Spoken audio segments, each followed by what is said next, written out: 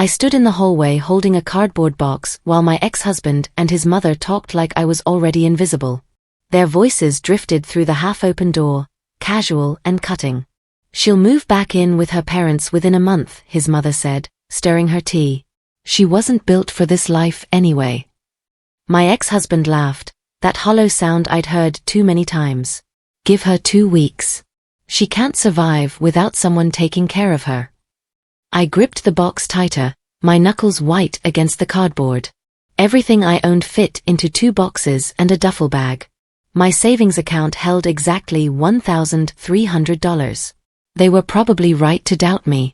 But as I walked to my car, loaded my belongings, and drove away from that perfect house with its perfect lawn, something strange happened. I didn't cry. Instead, I pulled into a coffee shop parking lot, opened my laptop, and stared at the business plan I'd been working on for 18 months. The file was labeled Dream Project_Draft. I renamed it right there. Cross-platform_launch. My name is Evadne Cross, and I wasn't always the underdog everyone expected to fail. 5 years ago, I had the polished resume, the corner office at a marketing firm, and the kind of confidence that made clients trust me with million-dollar campaigns. I met him at a networking event where I was the keynote speaker. He seemed impressed by my success, my drive, my vision. 6 months later, we were married. A year after that, he asked me to quit my job. "My business needs someone with your skills," he'd said, holding my hands across our dining table. "We could build something together. As a team." I believed him. I traded my salary for the promise of partnership. I became the wife who managed his calendar, planned his events, and smiled at dinner parties while investors ignored everything I said. Slowly, I stopped being Evadne Cross, the marketing executive. I became Mrs. Harrington, the supportive wife. The woman in the background. The one who made everything look effortless while her own dreams collected dust in a drawer. The divorce was cold, clinical, and deliberately cruel. His lawyer painted me as unstable during our single mediation session. "My client's wife has shown patterns of emotional volatility," the lawyer said, reading from notes that made me sound unhinged. I'd cried once during an argument about money. That became evidence of my instability.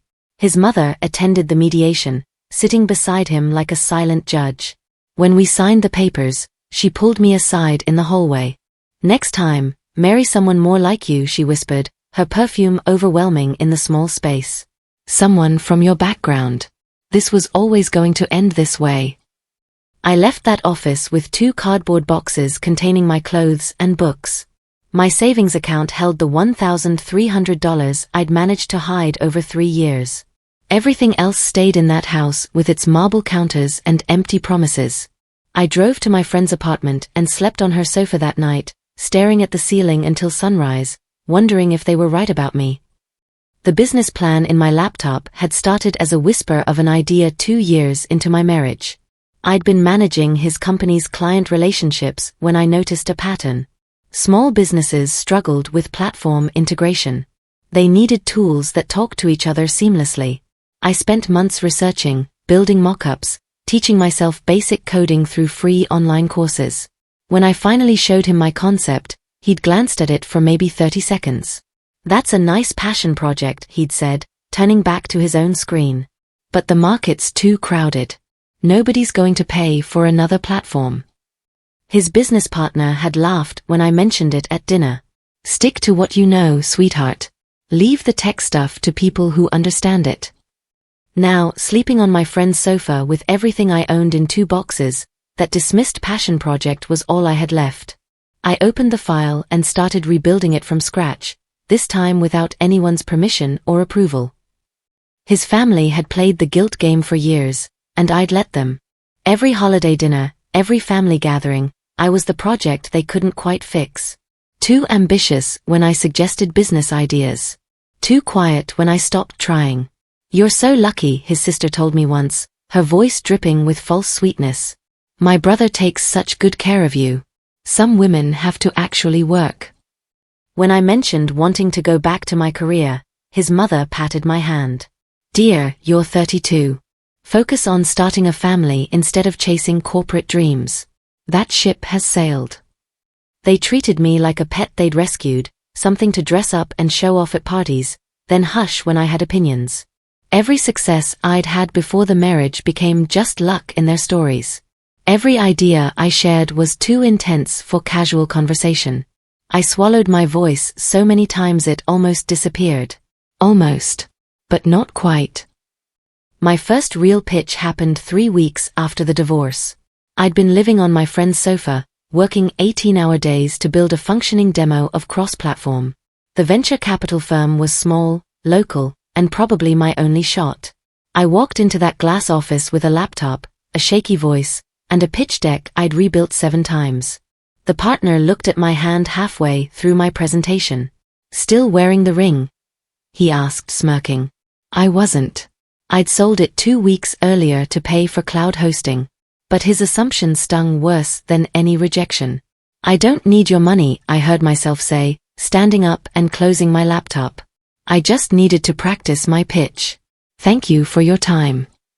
I walked out with my dignity intact but my hope crumbling. That night, I sat in my friend's guest room and did the math. I had $84 left in my account.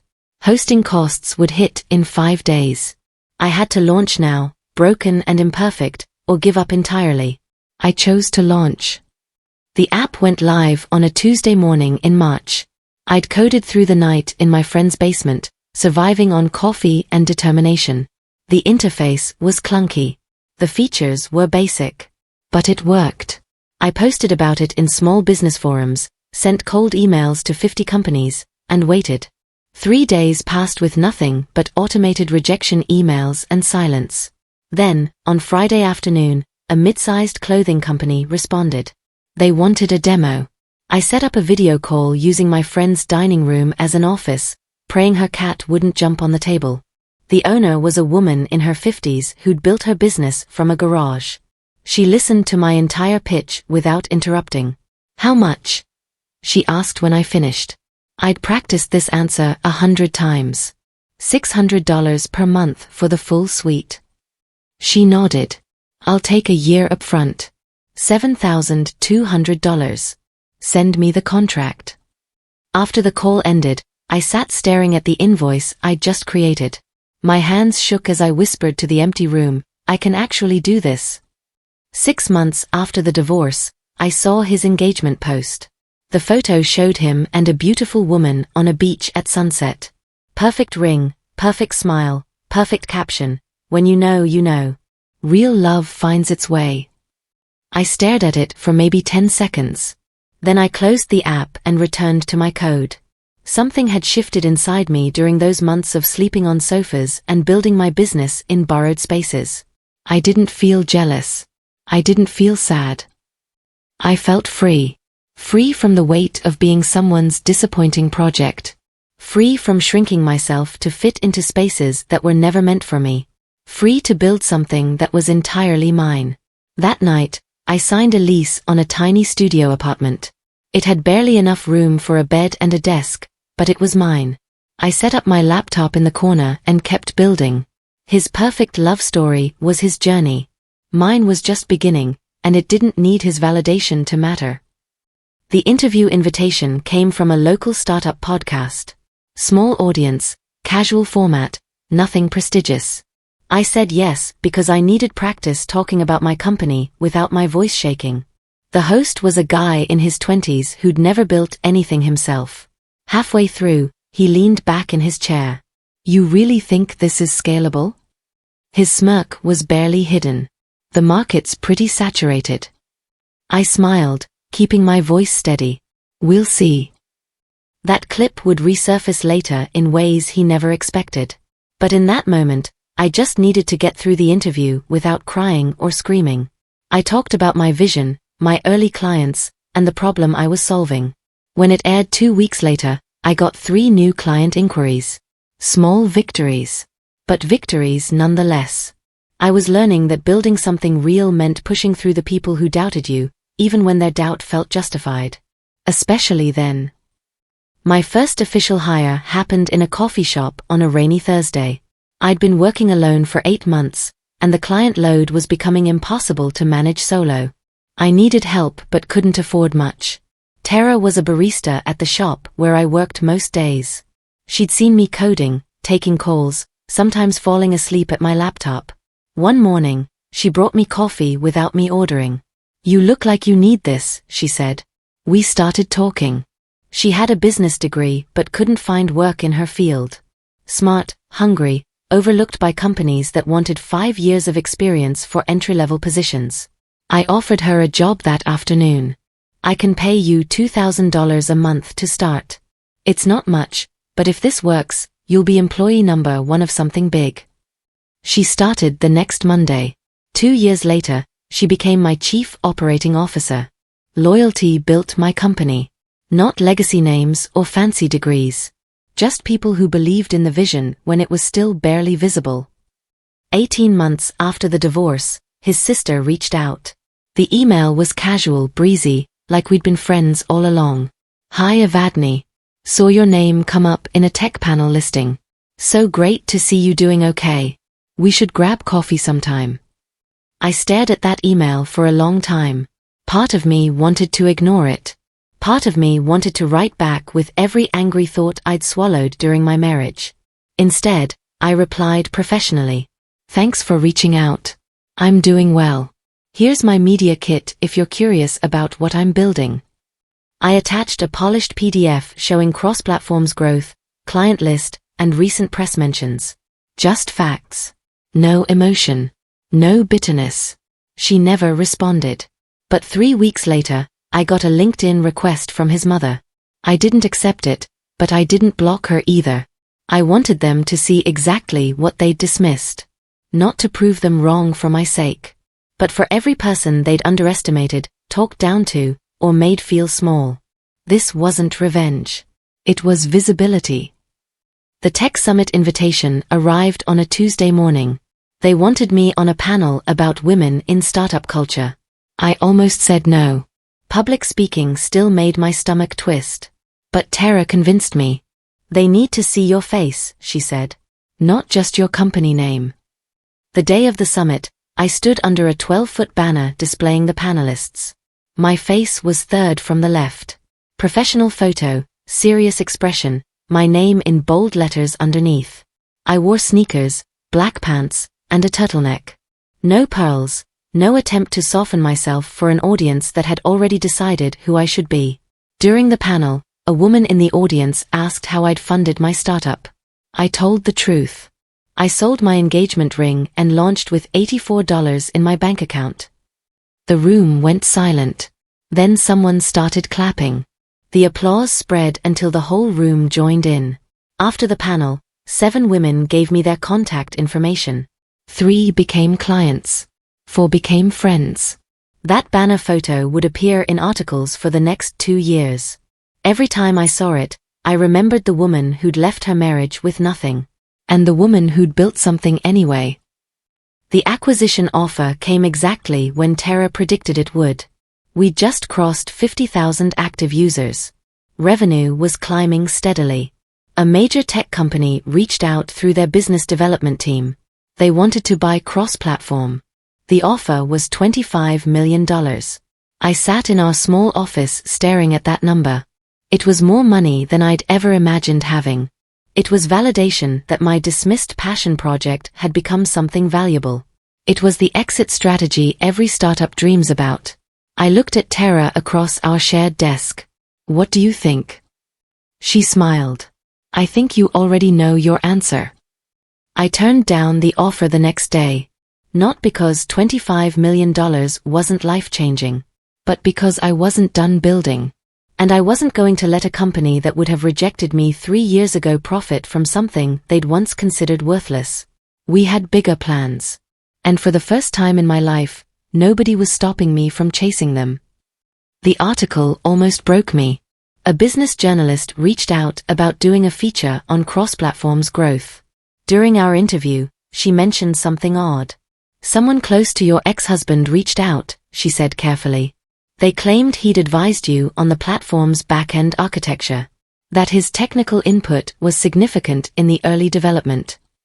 I felt my face flush hot. Then I got calm. Deadly calm. "Can you give me an hour?" I asked. I spent that hour finding every email, text, and document from my marriage. The message where he'd called my idea a dead-end project. The dinner party where his business partner had mocked my mock-ups. The birthday when I'd asked for his feedback and he'd said, "Can we talk about this later? I'm busy with real work." I sent everything to the journalist with timestamps and context. She called back 30 minutes later. This changes the story significantly. The published article included a section titled, "Building Against the Current." It quoted his exact words back to him. That article got shared 40,000 times. I didn't celebrate. I just kept building. The lawsuit threat came from an unexpected source. A guy I'd briefly consulted with in the early days claimed he deserved equity. He'd given me advice over coffee once. Apparently that meant he'd co-founded my company. His lawyer sent a demand letter claiming 15% ownership. I called my own lawyer, a sharp woman who specialized in startup disputes. She looked at everything. My incorporation documents, my early code commits, my dated project files. "He has nothing," she said after 2 hours of review. "But he's hoping you'll settle to avoid hassle." We fought it. I showed timestamps of every piece of code, every design decision, every client conversation. I had Slack messages, email threads, and bank statements proving I'd funded everything alone. We won. Quietly. No press release, no social media victory lap. I just let the silence sting him. Sometimes the most powerful response is refusing to give someone the attention they're desperately seeking. I learned that lesson from my ex-husband's family, and I was grateful for it. The analyst report arrived on a cold morning in November. A financial research firm had been tracking cross-platforms growth. Their forecast predicted we'd hit $1 billion valuation within 18 months. I read the report 3 times before showing Tara. She stared at the screen, then at me. "Don't say anything yet," I said quietly. "Not until it's real." She nodded. "But it's happening." We'd grown from my laptop on a borrowed sofa to a team of 37 people. Our client base had passed 300,000 active businesses. Major companies were integrating our tools into their systems. The platform I'd built in a basement was becoming industry standard. That night, I drove past my old neighborhood. Not intentionally. I was just taking a different route home. But there it was. The perfect house with the perfect lawn. His car in the driveway. Same porch where his mother had told me I wasn't built for this life. I didn't stop. I didn't even slow down. I just drove past with my windows down, feeling the cold air on my face, and smiled. I found the engagement ring in a storage box 6 months before the IPO. I'd forgotten I still had it. For a moment, I just held it, remembering the woman who'd worn it. The one who'd believed in someone else's dreams more than her own. Then I had an idea. I took the ring to a jeweler downtown. "I want to repurpose this," I said. "Melt the gold. Set the diamond into a keychain." The jeweler looked at me curiously. "A keychain?" "Yes. For my office keys." She smiled like she understood something I hadn't said. 2 weeks later, I picked it up. Simple, elegant, practical. I clipped it to my key ring that same day. Every time I unlocked my office, I felt it in my hand. A reminder. Not of what I'd lost, but of what I'd reclaimed. The diamond caught the light differently now. Not as a symbol of someone else's promise, but as evidence of my own transformation. Full circle. Complete. IPO day arrived on a Thursday in March. Exactly 4 years after I'd launched the broken, imperfect version of cross-platform with $84 in my account. I wore all black. Blazer, pants, simple earrings. No makeup beyond mascara. I wasn't performing for anyone. The stock exchange had our company name on the digital board. Ticker symbol, CROSS. Opening price, $32 per share. By noon, our valuation hit $1.08 billion. I stood in the viewing area watching numbers change on screens. Tara stood beside me, tears streaming down her face. I didn't cry. I just breathed. Journalists wanted statements. Investors wanted photos. I gave them 5 minutes. This company exists because I refused to believe the people who said I couldn't build it, I said into the cameras. That's all I have to say. Then I walked away. Let the numbers speak. Let the success exist without me performing gratitude or humility or whatever emotion people expected. I'd earned the right to let my work stand alone. The Forbes copy arrived at his parents' house 3 days after the IPO. I didn't send it directly. I had it delivered anonymously to their address. No note. No return address. Just the glossy magazine with my face on the cover. The woman tech couldn't ignore. The feature was 6 pages. My story, my company, my vision. Photos of our office, our team, our platform interface. Quotes from clients about how we transformed their businesses. And one line that I'd insisted they include. When people dismiss your dreams, they're showing you who they are, not who you are. I never found out if they read it. His sister never reached out again. His mother's LinkedIn profile stayed frozen in time. I didn't need their response. The magazine sitting on their doorstep was enough. Not revenge. Not payback. Just evidence. Proof that the woman they'd decided wasn't built for this life had built something they couldn't even imagine. A message appeared in my inbox 4 weeks after the Forbes feature. From his new wife. Congrats on everything, she wrote. You showed all of us what's possible. Really inspiring. I read it twice. She wasn't being sarcastic. Her message felt genuine. For a moment, I considered responding. Saying thank you or good luck or something polite. But this wasn't her story. It was mine. And my story didn't need her validation or acknowledgement. I closed the message without replying. Not from anger or bitterness. But because I'd learned something crucial in those years of building. Not every extended hand needs to be shaken. Not every comment needs a response. Sometimes silence is the most powerful answer. I had companies to run, people to mentor, and dreams still unfolding. Her message, like so many things from that old life, simply didn't matter anymore. Cross-platform became the standard within a year of going public.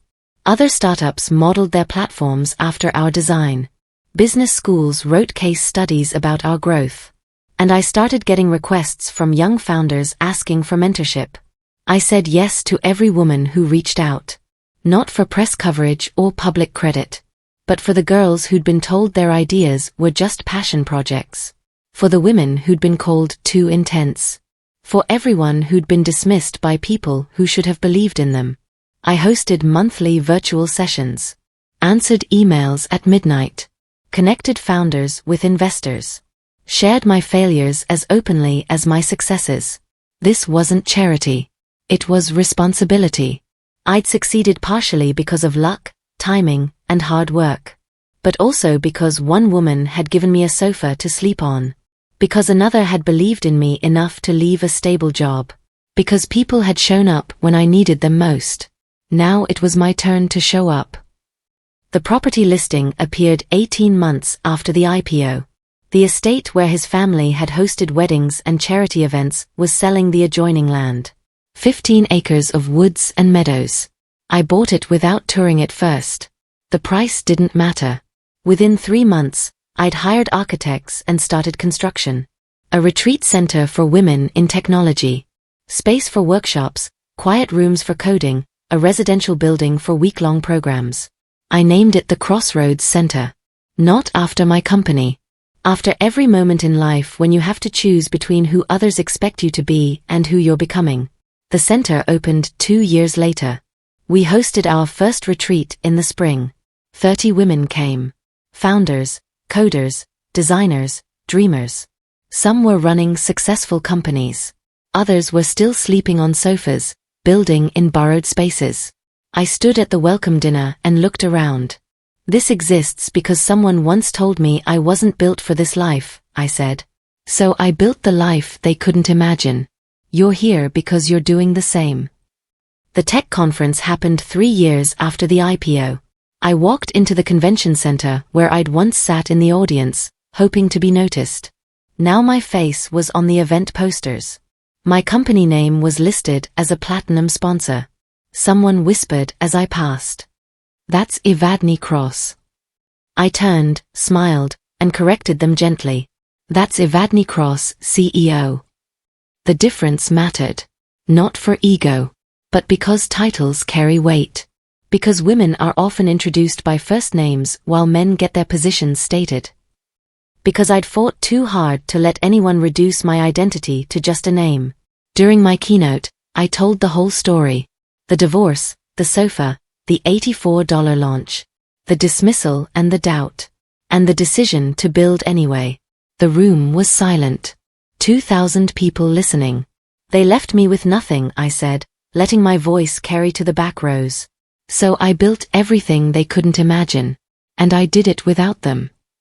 The standing ovation lasted 4 minutes. But I wasn't finished yet. I stood at that podium looking at faces in the crowd. Young women with notebooks. Older founders who'd survived their own dismissals. People who'd been told they weren't enough, weren't ready, weren't built for the lives they wanted. "Here's what I learned," I continued. "Revenge is building something so undeniable that the people who doubted you have to hear about it. But success is building something so meaningful that you forget to care whether they're listening." I shared numbers. Cross-platform now served 800,000 businesses. Our platform had processed $4 billion in transactions. We employed 300 people across 5 countries. But the statistic I was proudest of was different. Through the Crossroads Center, we'd mentored 1,200 women in technology. 47 of them had launched companies. 16 had secured funding. 3 had gone public. Those numbers mattered more than my bank account. More than any headline. Because they proved something I'd needed to believe on that sofa 4 years ago. Your success isn't just about you. It's about everyone you pull up with you. The audience had questions after my keynote. A woman in her 20s approached the microphone. "How did you stop being angry?" she asked. Her voice cracked slightly. "How did you let go?" I thought about that. About the nights I'd rage-coded until sunrise. About the times I'd checked his social media, torturing myself with his perfect new life. About the energy I'd wasted on bitterness. I didn't let go all at once, I said honestly. But eventually, I realized something. Every minute I spent being angry was a minute I wasn't spending building. And building felt better. The woman nodded, wiping her eyes. "One more thing," I added. "You're allowed to be angry. You're allowed to feel hurt. Those emotions are valid. But at some point, you have to choose. Do you want to be right about how badly they treated you? Or do you want to be free?" The room stayed quiet. I chose freedom. And I've never regretted it. Later that night, I sat alone in my hotel room overlooking the city. The conference badge still hung around my neck. Evadne Cross, CEO, Cross-Platform Technologies. My phone buzzed with messages. Journalists requesting interviews. Founders asking for advice. Tara sending photos from our team celebration dinner. And one message I almost deleted without reading. From him. Just 2 words, "Congratulations, Evadne." I stared at that message for a long time. Part of me wanted to respond. To tell him everything I'd built, everything I'd become, everything he'd missed. But I didn't need to. He already knew. The whole world knew. So I turned off my phone, poured a glass of wine, and stood at the window. 4 years ago, I'd left with 2 boxes and $1,300. Tonight, I had a billion-dollar company, a center changing lives, and the kind of peace that only comes from proving yourself to yourself. They'd said I wasn't built for this life. So I built a different one. Better, stronger, entirely mine. And that was the only revenge I'd ever needed.